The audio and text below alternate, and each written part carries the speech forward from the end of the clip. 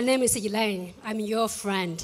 I'd like to share with you from the research shown by McKinsey last year, McKinsey. Gender equality will enhance global GDP 17 trillion.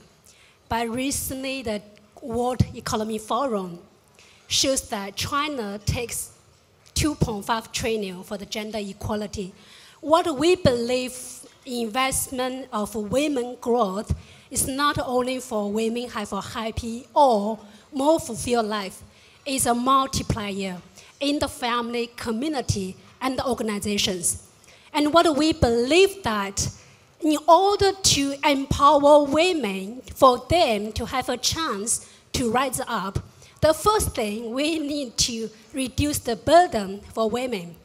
There's a research shows by UN Women in China, Beijing, women, both men and the women who are working, women who are taking extra 1.5 hours every day at least for household and child care. That's the first one. The second, even though in Asia, no matter in Singapore or in China, women are taking less pay 30% of the same job what they're doing as a man. So these are the challenges what we are facing from the traditional, from our history, our society, and that's what we want to bring out the awareness about how we are able to empower and help women to grow. And one purpose what we are doing in China, Women Equipping Center, number one is to promote gender equality. We want to bring out the awareness from the family, organization, even though from the government. Second is for women development. We are reaching out to both areas. The first one is working professional female and the female entrepreneurs. The second one, which is university female students. The next one, which is our legacy plan, is for future generation. How do we do that? Let's have a look. The first thing, when we approach our organizations in Singapore and China, the first thing, we all know that organizations who have more female leaders on the leadership team who have a better financial performance. Alibaba Jack Ma, he famously said that one of the key factors success of Alibaba is because they have 70% of female on the leadership team, which they have 50,000 staff in China. And that's how we want to encourage more female participate in the leadership and the management or start a business. That's how from the organization, we want to build awareness, create a culture for the organization, have an opportunity, chance to put more female leaders in the organization. And secondly, how we support the company to go through the process is by providing to build sponsorship and mentorship within the organization and workplace.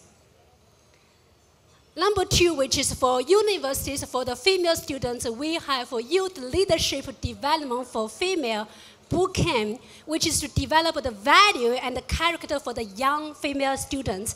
In China, last year, we have 350,000 graduates. Can you imagine how these graduates are able to find a job? And this are our next future generation.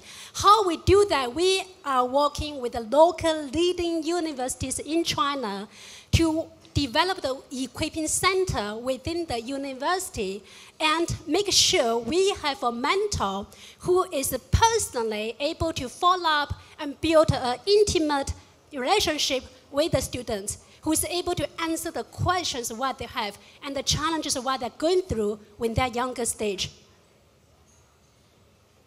Why focus on women development? We talk about work-life balance, leadership, and individual trait. Let me share with you a story.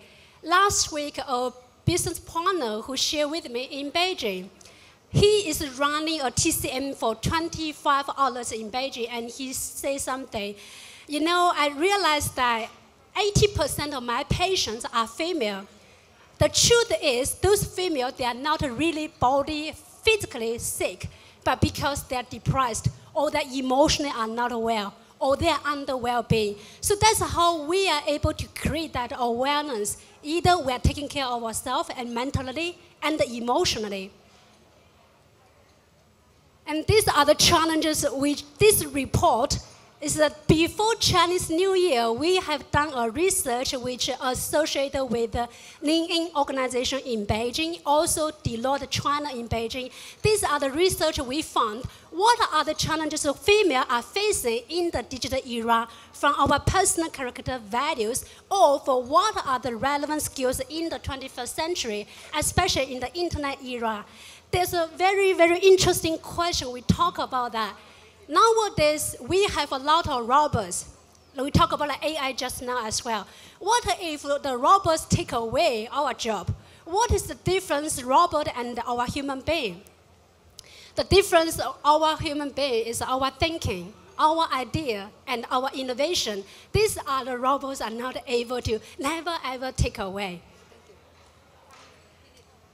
And also from different generations, for challenges of women who are facing from 70s, 80s, and 90s, especially in China, 70s and 80s who are facing tremendous pressure from the family who are transitioning from the old system to the new system. And for 90s who are also facing the challenges of shaping or rather value and character.